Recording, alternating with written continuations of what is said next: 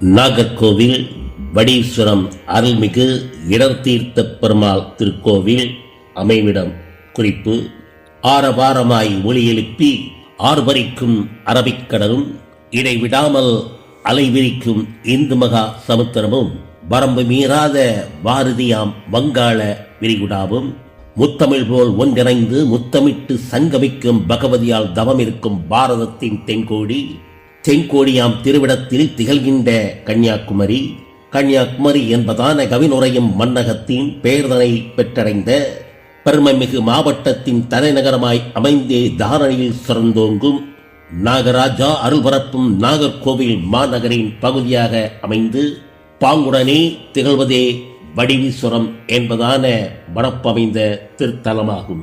அழகநகர் வடீஸ்வரத்தின் அருளாட்சி புரிகின்ற ருத்ரனாம் சிவனாரை உடைய நயினார் என்பதாகவும் அன்னையராம் தேவியரை அழகிய மங்கை நாச்சியார் அழகம்மை மீனாட்சி ஆகியதாம் பெயர்களாலும் அன்று தொற்றே அழைப்பதாக அறிந்தவர்கள் கூறுகின்றனர். வடிவுடைய ஈஸ்வரனாய் வனப்புடைய சுந்தரேஸ்வரர் அருளாட்சி புரிகின்ற அழகியதாம் இத்தலத்தை வடிவுடன் ஈஸ்வரத்தை வகையாக சேர்த்திணைத்து வடிவீச்சுரம் என்றுதான் வையகத்தோர் அழைத்தனர். அழகிய மங்கை நாச்சியராய் அருளாட்சி புரிந்திடும் எத்திசையும் புகழ் மணக்கும் எழில் மிகுந்த இத்தலத்தை தேவியரின் பெயர் துறங்க தென்னார் தேவீச்சுரம் என்பதான பெயரோடு எழிலுடனே அழைப்பதும் பண்டைய காலத்தின் பழக்கமாக இருந்தது. காலத்தின் மாற்றத்தில் காலவழு காரணமாய் வடிவீஸ்வரம் என்பதான வடிவீஸ்வரமாய் மாறியதோடு வனப்பான வடிவை என்றும் வழக்கத்தில் விளங்குகிறது. அழகமையாம் மீனாட்சியின் அருள்பார்வை விரிகின்ற வடீஸ்வரத்தை தொட்டமைந்த வளமையான பகுதிக்கு மீனாட்சிபுரம் என்பதான திருப்பெயரும் அமைந்ததே. தேரோடும் வீதிகளோடு தேசுடைய வடிவையில் மேம்பாடு கொண்டதான மேற்கிரத வீதியின் பிரிவாய் விளங்கிடும் பிரசித்தி பெற்றதான வீதியின் நடுவினிலே விளங்கிடும் கோவில்தான் இல்லாமை அகற்றிடும் இடர்தீர்த்த பெருமாள் அருளாட்சி புரிகின்ற அழகியதா கோவிலாகும். தேரோடும் வீதியிலிருந்தே திருக்கோவில் அமைப்பினை பார்த்திடும் வண்ணமாய் பாங்குடனே அமைந்துள்ளது. இமையோர் தலைவனாம் இடர்தீர்த்த பெருமாளின் கிழக்கு திசை நோக்கியதான கீர்த்திமிகு ஆலயம் பழமையாம் தொன்மையுடன் பல்லாண்டாய் நிலைத்துள்ளது.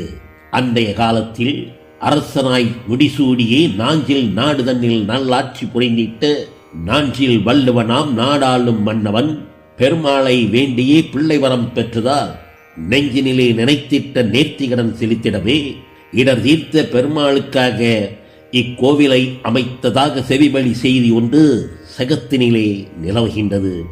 இடர் தீர்த்த பெருமாள் அவர் இவ்விடத்தில் எழுந்தருளிய நிகழ்வுக்கான காரணத்தை நிச்சயமாய் அறிந்திடவும் இயலாததான நிலையில் இன்னும் ஒரு காரணமும் பக்தர்களின் உள்ளத்தில் பதிந்திருப்பதை அறிந்திடுவோம். இன்றைய வடீஸ்வரம் இருக்கின்ற இடத்தின் சுற்றியுள்ள பகுதிகளிலும் சூழ்ந்துள்ள நிலங்களும் முற்காலத்தின் நாட்களில் முற்றிலுமே காடாகவும் தவசீலர்களாம் முனிவர்கள் தவமேற்றும் ஆசிரமங்களாகவும் இயற்கையின் எழுக்கெல்லாம் இருப்பிடமாகவும் அமைந்திருந்தது. அடர்மரமாம் இவ்விடத்தில் அநேகம் மகரிஷிகளும் தவசிகளோடு முனிவர்களும் தவநெறிகள் தவறிடாமல் வைகுந்தராம் திருமாலை வழிபட்டு வந்தனர். அக்கால நாட்களில் அவ்விடத்தில் வசித்து வந்த மானிடர்கள் அனைவருமே மன அமைதி இழந்தும் நீண்டகால நோய்களால் நிம்மதியை தொலைத்தும் குடும்பத்தின் நெருக்கடிகளால் குழப்பத்தில் ஆழ்ந்தும் பஞ்சத்தில் அடிபட்டு பட்டினியால் வீழ்ந்தும் அழியாததாம் அச்சத்தால் அல்லல்வாய்ப்பட்டும் முயன்றாலும் வெற்றி இல்லாத முரண்பட்ட நிலையிலும் பலதரப்பட்ட இடர்களால் பரிதவித்து நீண்டனர். மாதவத்தில் ஆழ்ந்திருந்த மாமுனிவர்கள் ரிஷிகள் மற்றுள்ள தவசிகளுக்கும் மன நிம்மதி கிட்டவில்லை. இத்தகைய நிலையில் இடர்களாம் துன்பம் போக்க முனிவர்களோடு தவசிகளும் முற்றாகவே ஒன்றிணைந்து திருமாலாம் பெருமாளின் திருவருளை வேண்டியே ஆன்மீக நெறிப்படி அரியதவம் புரிந்தனர். தவசிகள் முனிவர்களின் தவம் கண்டு மகிழ்ந்த பெருமாளாம் திருமால் புனிதமானதாம் நாள் ஒன்றின் ஸ்ரீதேவி பூதேவியாம் தேவியர்கள் இருவரோடும் திருவருள் துலங்கிடவே திருக்காட்சி அளித்து கர்மவரையின் காரணமாக கடும் துன்பம் அடைந்தீர்கள். கடும் துன்பம் தந்திட்ட கர்மவரையை விடவும் உங்களது பக்தியானது உன்னதம் மிக்கதாகும். தெய்வீகம் மிக்கதான திருவிடமாம் இத்தலத்தில் வைகுந்தராம் என்னையே வழிபடும் மக்களது இடர்கள் அனைத்துமே இல்லாமல் அகன்றிடும் என்றுதான் உரைத்து எப்பொழுதும் துணையானார். இவ்வாறாய் நிகழ்ந்திட்ட இந்நிகழ்வின் மறுகணமே அனைவரது இடர்களும் அடியோடு அகன்றதே.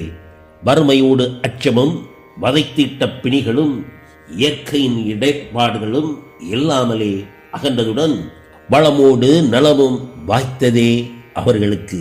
திருமாலாம் பெருமாள் திருத்தலமாம் இவ்விடத்தில் எழிலுடனே எழுந்தள்ளி இடர்களை தீர்த்ததால் நாரணனாம் அவருக்கு நல்லதொரு நாமமாக இடர்தீர்த்த பெருமாள் என்ற எப்பெயரும் வாய்த்ததே. இடர்வற்று அல்லலுட்டோ இங்கு வந்து வேண்டினால் அனைத்தான இடர்களும் அப்பொழுதே அகன்றிவிடும் என்றதான நம்பிக்கை எங்கெங்கும் நிலவுகின்றது.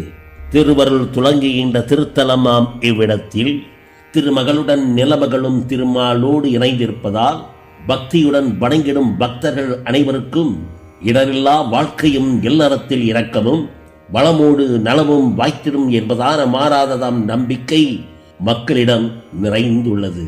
கோவிலது உருவானதற்கு கீழ்கண்ட காரணமும் வரலாற்று நிகழ்வு போல் வையகத்தில் பரவியுள்ளது.